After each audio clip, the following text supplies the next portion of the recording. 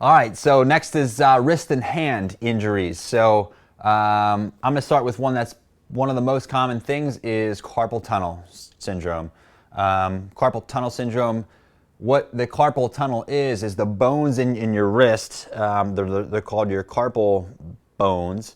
And then there's a thin piece of tissue that runs over top of that. It may be kind of thick, actually. We'll call it a thick piece of tissue that runs over top of that, over top of the bones, and it creates this little tunnel or hole, and that is called your carpal tunnel.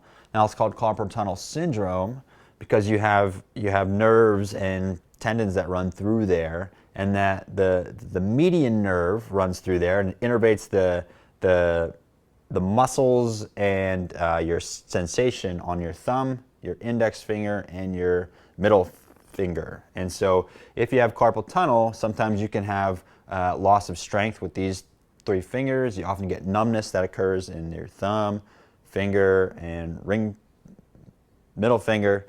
It's often worse at night when you go to bed, and it's often worse at night because the rest of your systems in your body kind of shut down, but you can feel your nerves a little bit more at night. So if you're feeling this in your first three fingers and it's worse at night, probably carpal tunnel.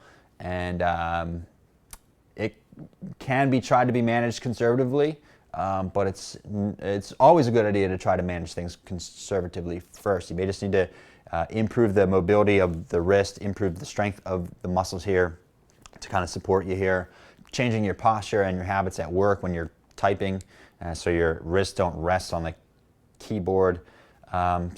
But it's worth a shot, but sometimes it does need to go under the knife just to kind of slit open the thick tissue here to give more space.